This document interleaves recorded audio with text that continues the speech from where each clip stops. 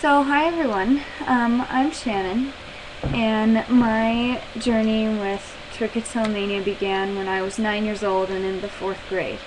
Um, my dad noticed some of my eyelashes were missing while we were actually on a vacation. I obviously didn't admit it at first until the problem continually worsened. Months later, I didn't have any eyelashes left at all. My mom decided that it was time to take me to a dermatologist, who proceeded to tell her that it was most likely that I had trichotillomania. My mom, being the typical concerned mother that she was infuriated by his suggestion, and we actually stormed out of the doctor's office with my mom ranting in the car about how rude it is that he could jump to conclusions that her daughter would hurt herself the way I actually was doing. But I continued to lie about it and tell her, no, I didn't do that, I didn't pull them out, they fell out on their own. Eventually, I got sick of lying to my mother. I admitted to her that the dermatologist had been right and that I had in fact pulled out my own eyelashes. I was humiliated, but I knew I had to tell my mom if I ever wanted to get better. I came to the realization that I obviously wasn't improving on my own, so I thought that maybe sharing that with my mom would help lead to my recovery, and it really did. I admitted what I was doing, and we began researching trichotillomania. I got lucky that my mom was so nice about it. She said, okay, that's fine, I didn't think you're doing that, but now we know that you are, and now it's time to move forward. So we learned more and more about it, and that was the first time when I realized that the openness could really benefit me. It was many times after that I would again learn this lesson of how openness can really benefit you. But the main thing about being open about it is you have to be ready. I would not recommend someone you tell your parents about it when you're not ready and when you haven't considered the consequences, because there are small consequences about coming to terms with it, even with your close-knit family. So make sure that you're ready before you go off and become open about your disorder, because as awesome and as amazing as it was to be open, it was a step that I had to be ready to take. Otherwise, I wouldn't have been able to handle the destruction that came along with it. So, lucky for me, my parents were really supportive, and I really appreciate that a lot. It's something that a lot of my friends that I met through the trichotillomania community weren't lucky enough to have. So, I was really lucky to have that.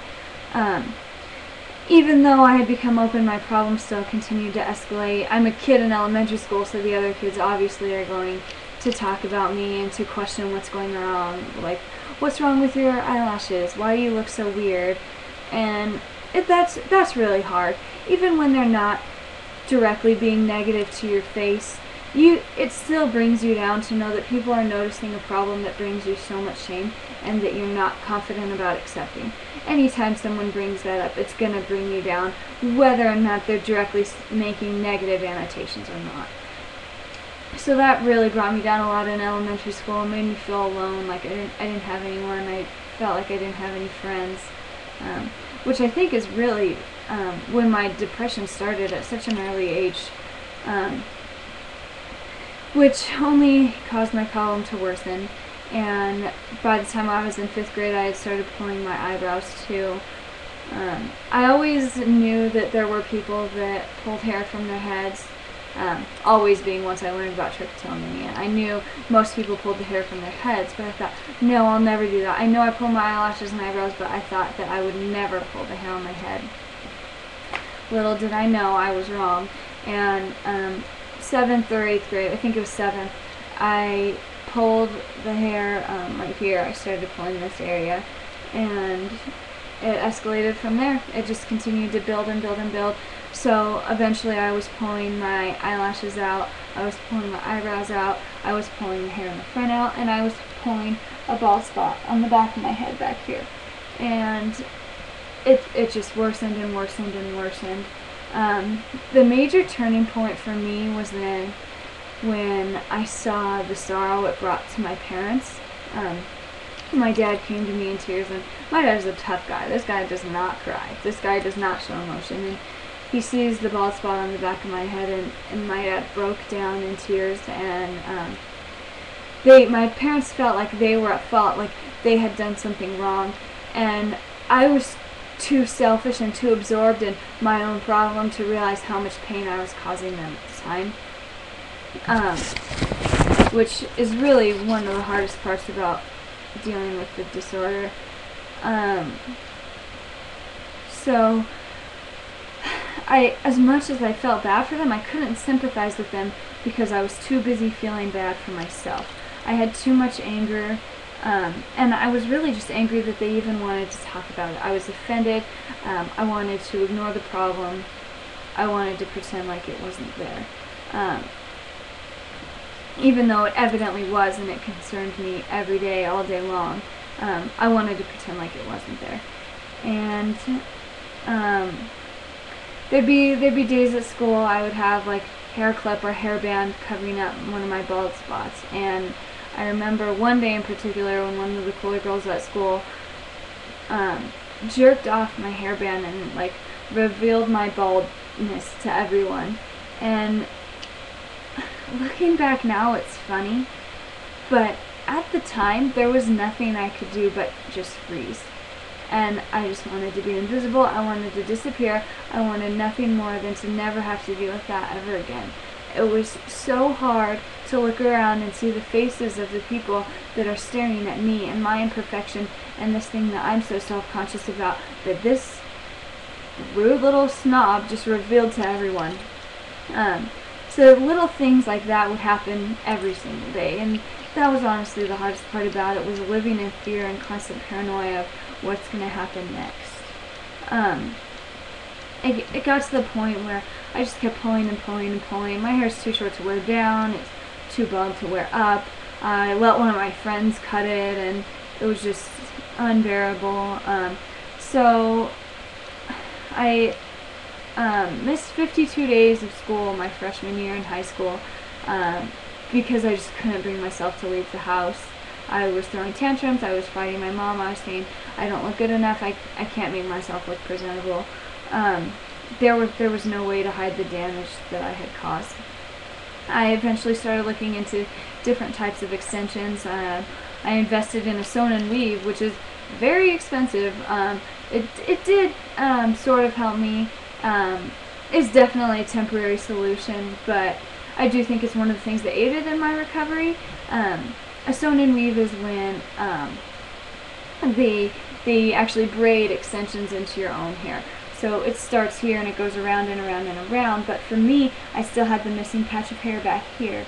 So what we had to do was create like a hairpiece and glue it on to the sewn in weave, which people notice the glue spots. They're like, that glue's not supposed to be showing, that girl's hair is nasty. So as much as it did help, it also was constantly tangling. I could tug on one side and the whole thing would move over.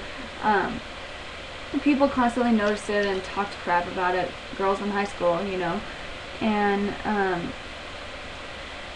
so the sewn and weave did help me a lot, but it was not perfect by any means. I was always super sensitive. I didn't want anyone to touch my head. Stay away, leave me alone. It felt really weird when you could feel the braids in it when you touched it. Like I said, it was super expensive and very uncomfortable, really hot. So eventually I had the clip-in extensions instead, because once the sewn-in weave was removed, a lot of my own hair had fallen out. What was left of it was mostly gone. I got the clip-in extensions, which were a little bit more comfortable, but I still couldn't touch them, and I had to be careful all the time. I had to spend a lot of time putting them in the morning, but I was thankful that I had that option. Eventually I made one of my best friends in high school, and after a while I confessed to her that I pulled my hair out. I thought that I was ready at the time. I don't know if I was wrong to trust her, but she backstabbed me and told her other friends what I had done and that my hair was fake and why it was fake. And so of course everyone's talking about the crazy girl that pulls out her hair and has fake hair.